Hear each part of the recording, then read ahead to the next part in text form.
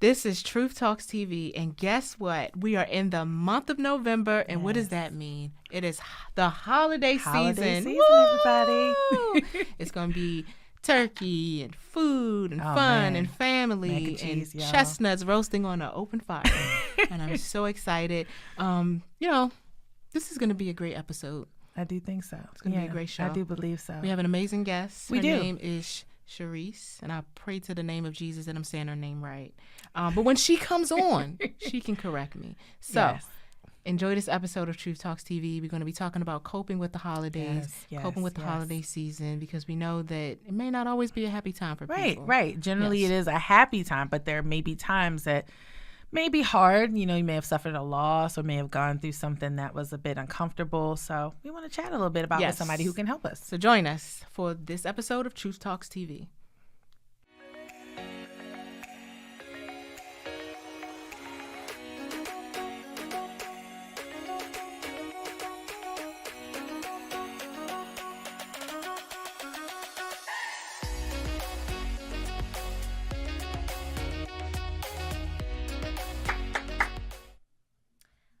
Welcome to another episode of Truth Talks TV. Today we have an amazing, wonderful, special guest. Her name is Miss Charese Josie of CJ Counseling and Consulting. Yes. Thank you so much for joining us. We are so excited to have you here, to have your professional expertise shared with the world. And we know that you bring a very unique perspective because you do this. Mm-hmm. You are a therapist and you help people go through situations that they sometimes need assistance with, as far as how to cope and how to go through life's challenging circumstances. So we want to say thank you so much for being here with us today. Yes. Oh, thank you for having me. This is exciting. Yes. So let's jump right on let's in. Jump in there. Yes, let's jump on in. So, it's the beginning of the holiday season. It's we have Thanksgiving, we have Christmas coming. Yes. And this season doesn't always represent joy for some people. Right. You have people who are grieving loss, people who are depressed, people who may not have a job. So we wanted you to discuss how people can cope with the holidays who are just dealing with different issues. Yeah, I think with the holidays, it already comes with an expectation of what we should do and how we should be. Sometimes with the holidays, it's like we should automatically be happy. We should be with family. We should be with friends. We should spend all this money now because the holidays are coming up. You were not a cooker before November. You need to be a cooker by Thanksgiving and learn how to cook all the Top chef. That's pressure. Right. Right.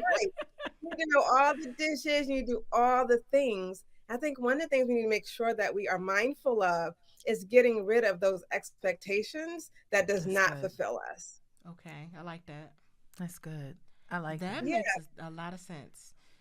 Getting rid of expectations, especially false expectations, and holding yourself up to such a standard that you know that you can't fulfill. Right. And not to say it this way, but, if you're a new mom or if you're a new parent, you may not be able to cook that meal that grandma can cook. Grandma didn't become a grandma overnight. It took grandma some time to get to where she is. And you'll learn and grow and develop at your own pace. And so, like you said, the expectations, I believe, is sometimes what can really distort the whole premise of why we're celebrating in the first place. We're supposed to enjoy family, enjoy time together. We don't need to add it on pressure. It's just really, truly enjoying. And I believe holidays and Thanksgiving is a time to just appreciate each other and to show thanks, not to put a lot of stress or a lot of faulty expectations on others to have to perform. It's to just enjoy what and who we have. So that's kind of my take and what I feel about that. But I know that everyone may not always feel the same. And so each time you may, there may be cases where you connect with someone, and I know in your line of expertise, you may connect with people who are just like, man, I dread the holidays. I hate it. I just don't want to, I just hate this time of year. So how would you respond to someone, or how would you help them through a season or a period of their life around the holidays? Yeah, I think with people, there's a lot of reasons why that people don't enjoy the holidays. One could be because of finances. And some, like me, I don't like when daylight saving times ends. I hate the gloomy weather. I hate when it gets dark at 5 o'clock. I'm a spring, summer. I want to be outside, girls. So some of Yes. those things. And also, and also keeping in mind, one of the things I like too to keep mindful of is my time. Yeah. I don't like my time to be dictated. And the holidays are sometimes a time where we may feel like who we are, our holidays, our finances, all of a sudden is dictated by our family members, our friends, or just even what we think we should do right during those times. And when we think about an action, we also have to think about what's the consequence of that action, right? If I give in, if I do something that just does not sit well with me, that I think just kind of goes against what I want to do, the consequence may be depression, maybe not clinically depressed, maybe not a diagnosed depression, but I know that my mood is low, right? Or I'm anxious. I'm nervous about being around this family member, how things are going to go. Is somebody going to ask me, what's your favorite dish? How did you cook? You know, those types of things. Now I'm anxious about what the day is going to look like. We need to kind of think it all out and say, how can I be authentic to myself, right, in this holiday season? And if I can go a step further, in the Black culture, we don't want to disappoint our family and friends. Right. Yes. I can't tell mama no, right? I don't tell grandma no that I'm not coming. Don't even try. Right? Like don't my even try. Like, right. And it might be seen as a thing of disrespect, right? If you say no. But does it have to be all inclusive? Right. You know, maybe I can go for a period of time. Yeah, grandma can come. I come about 5 o'clock. But I need to head out about 7, right? Boundaries. We have to stay. Right. Do we have to say what we're doing? I might need to head out because I have an appointment with my couch, right, at 7:30. Okay. Right, for this show. Now, are we going to tell grandma all that? No. But we are saying, I'm going to go. I'm going to celebrate. How you doing? I can come from dinner or dessert or something like that. Are we honoring ourselves? Are we being authentic to who we are? Yeah. Yeah. Makes a lot of sense. That's true. And I like that. I like that perspective of authenticity, because authenticity, I feel like it's a tongue twister.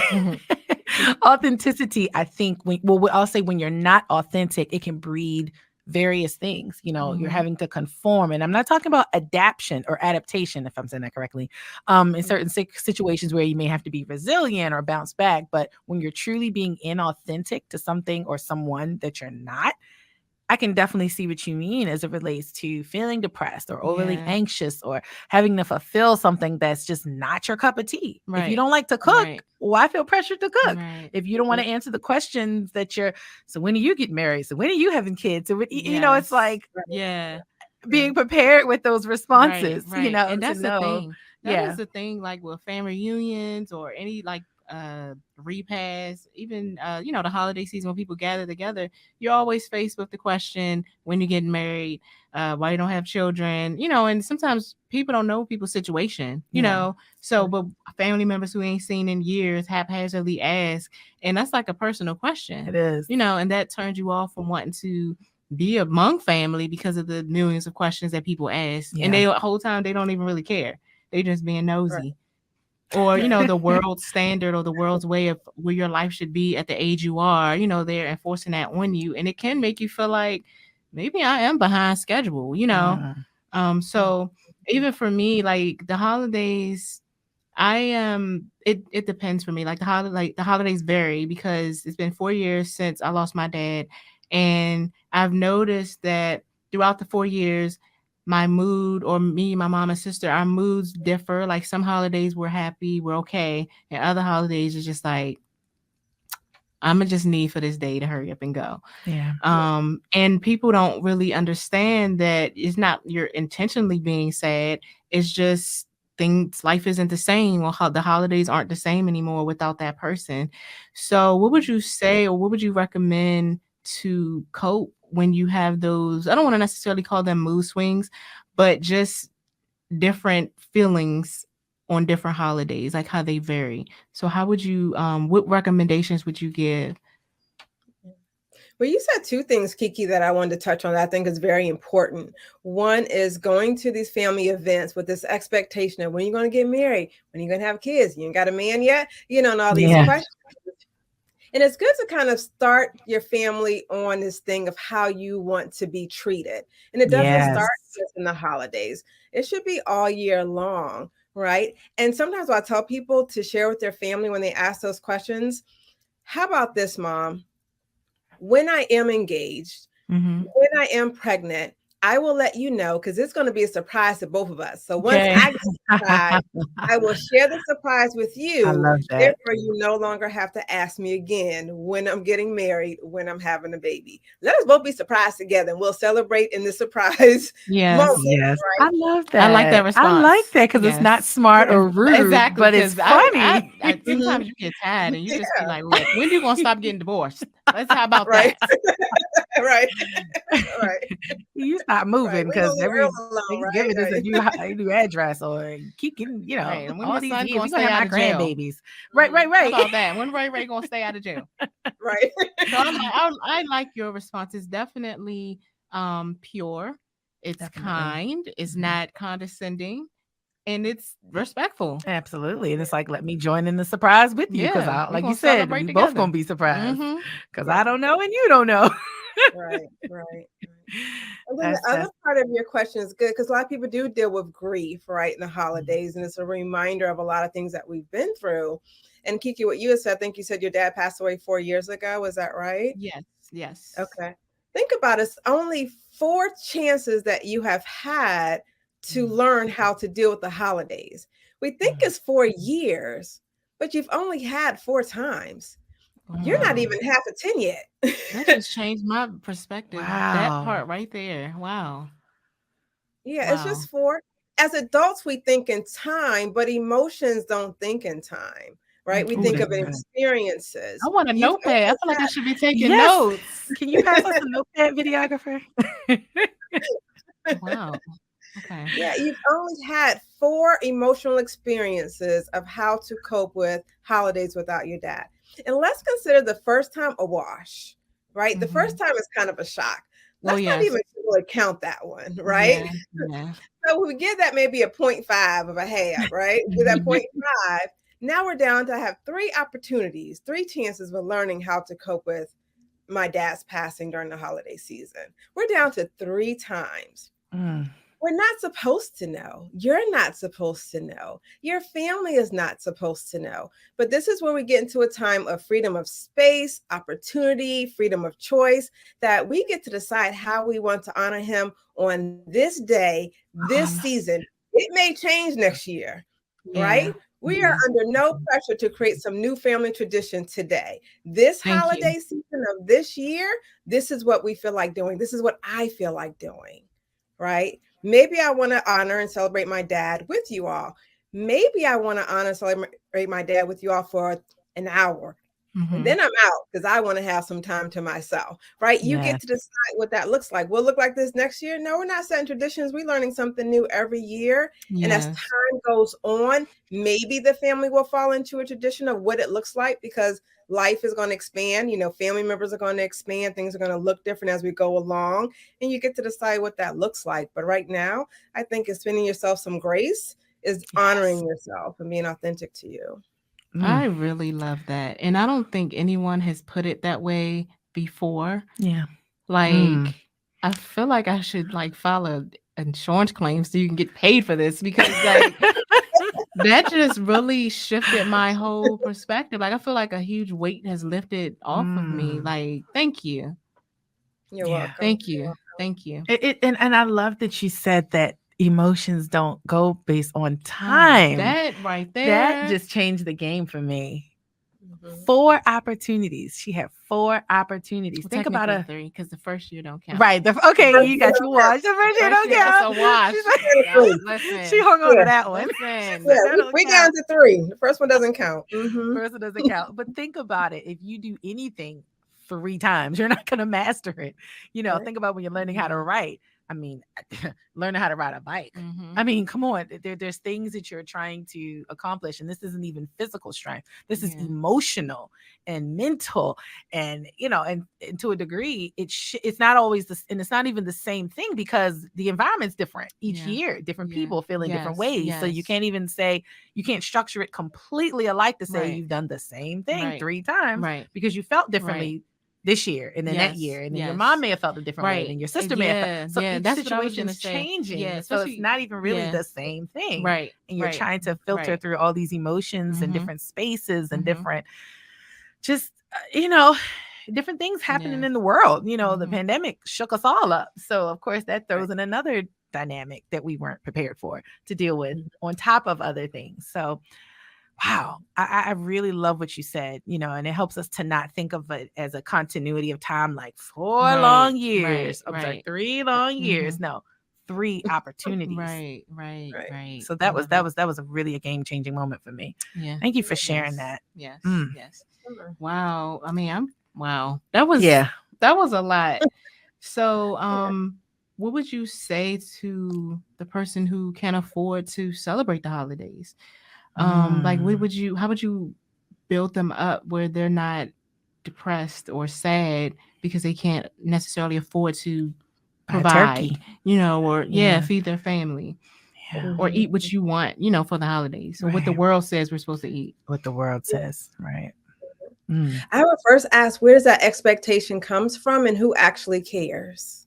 Wow. I love it. I love it.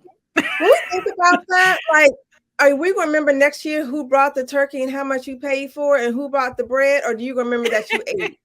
Come on. I'm going to remember that I ate, right? Yes, and even who's there, if I think about last year, who was there, I'm going to think about an experience that I had with that person. That's right. Not if you brought something, not if you bought me a gift, anything like that. It's whatever is consistent for you. And if you can't do it, are you bringing your presence and energy? And who cares about the finances, right? If someone really does care that you can't afford a gift or you can't afford to contribute, your relationship has bigger issues than what you brought for the holidays. That's good. Yeah.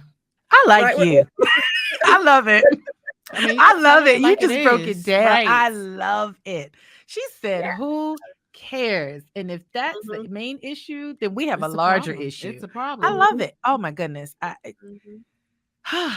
think I'm going to go into this season with my head held up. I'm ready. Exactly. I'm ready. Exactly. I got my words ready. Notepad going and everything. I love it because she's so right. Man, typically we care more than the other person, right? And it's about how we make us feel. So I have an aunt who I know who's on a fixed income, and she will give us gifts in a macaroni box. I promise you, whatever's on the outside of the box is not what's in the box, right? So wrap it up and use a box of macaroni. You open the macaroni and here goes some socks, right? And so, but we know that about her because she's consistent. We know that she's on a fixed income. So it's about just the effort that she makes to give us. I already know this year we getting socks in a macaroni box or a cookie box, whatever box she can find. That's what it's going to go in. I love and it. we already know what it is. And we love it every year. We get her something every year. But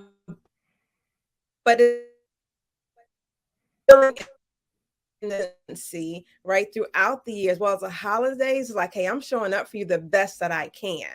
Right. And that's what we kind of think about. And what you're kind of speaking to is, do I feel guilty that I can't give more than maybe what the other person will think? Guilt usually says that I did something bad. Right. Did I do something bad? Because I didn't do anything bad. I'm not being malicious toward my family members. I'm not doing something that's against who I am. I'm being authentic to who I am.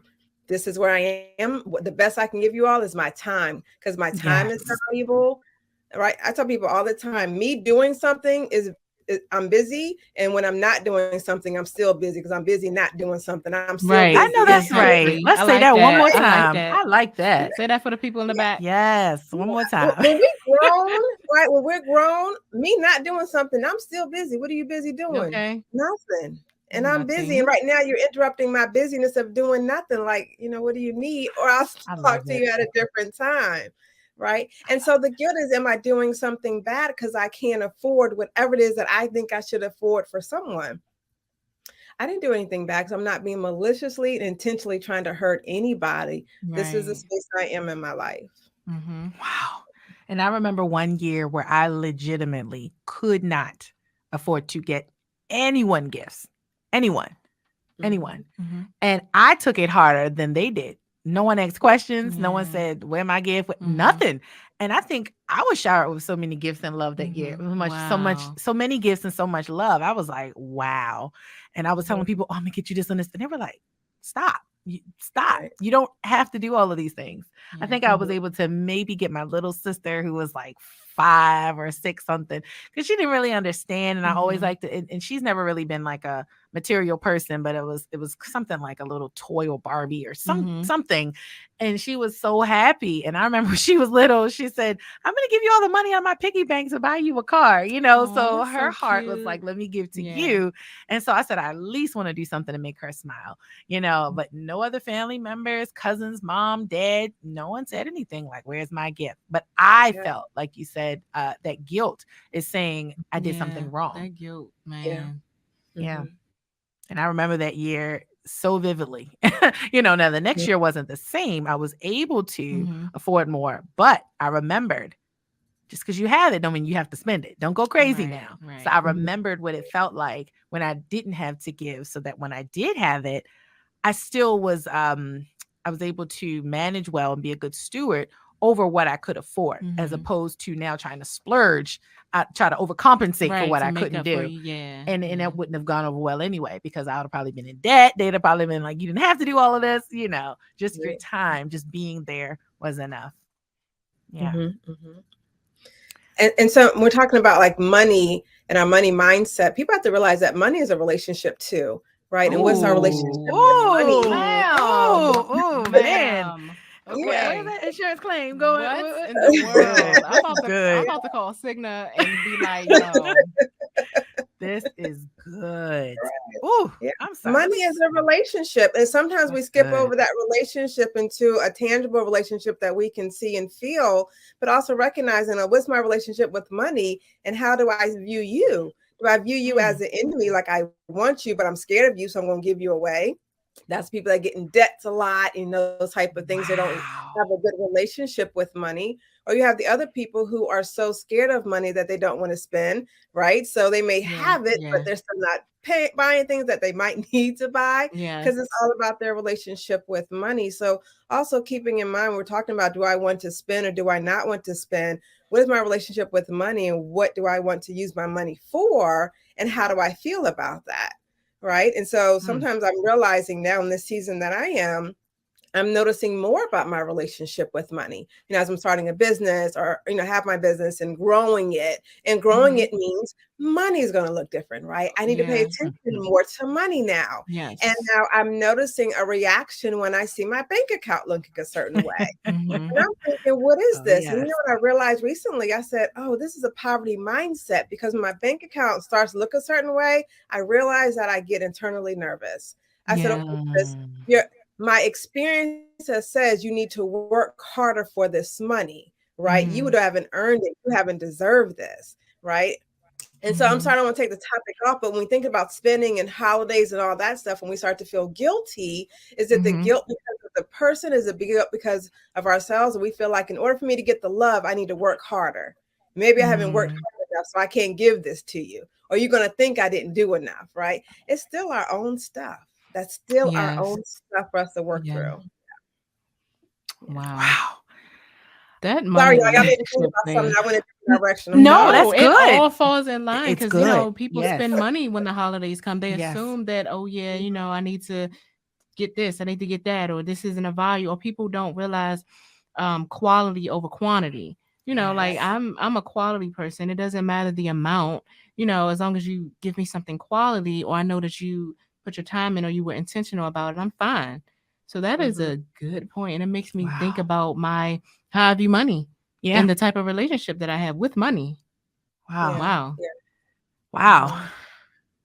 I'm just blown away, because those are the two largest things that people generally deal with around the holidays.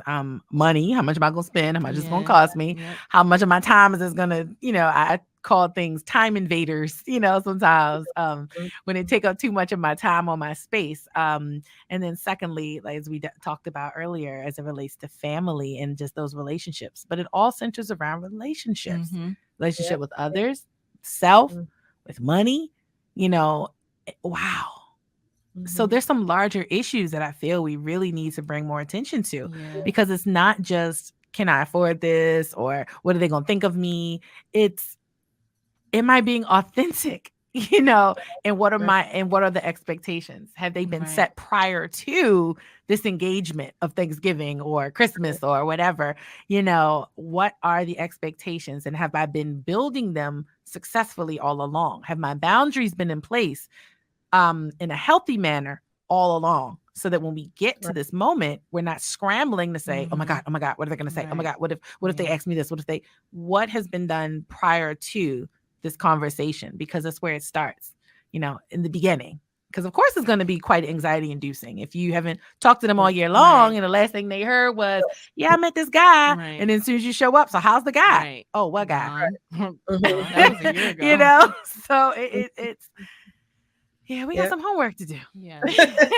Yes. What an amazing conversation. Like, it helps us. Like, we want to give good information to our viewers, but we're like first partakers too.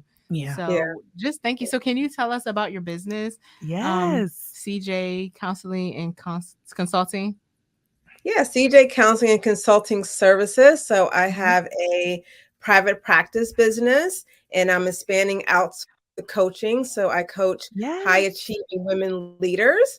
And these are women who want to build their confidence, feel validated, because they want the type of relationships that they want. They want to feel good about themselves. And I help with them.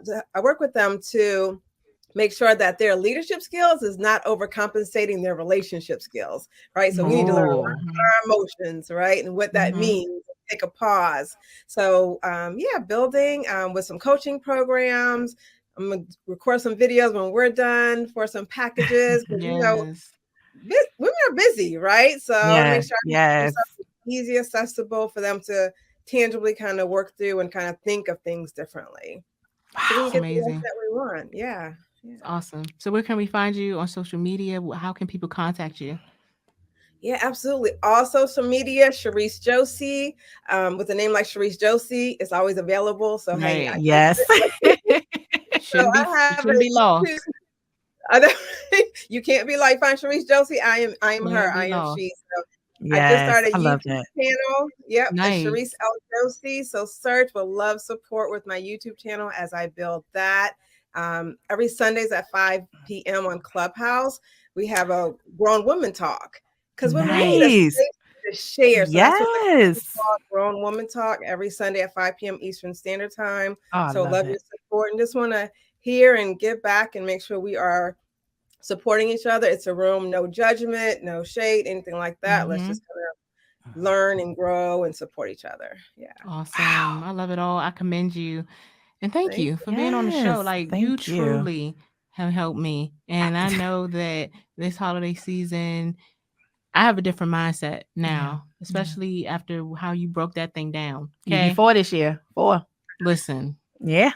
Listen. First year don't count. Right. She's stuck on that one. First year's a wash. It don't count. It don't count. It's a wash.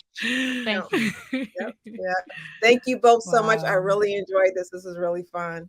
Thank you. Thank you. We thank you so much for your time. And we also thank you, Truth Talkers, for joining us for another episode. Oh, my goodness. And we just pray that you're able to retain some of the information, the knowledge that was shared, so that you too can be successful with coping with and dealing with the holidays, that it's not a burden or strain on you, but that you enjoy it with being your authentic self, with healthy expectations. And if you need to reach out to Miss Charese Josie, you know where to find her. Yes. So we'll see you guys next week, and we thank you for tuning in.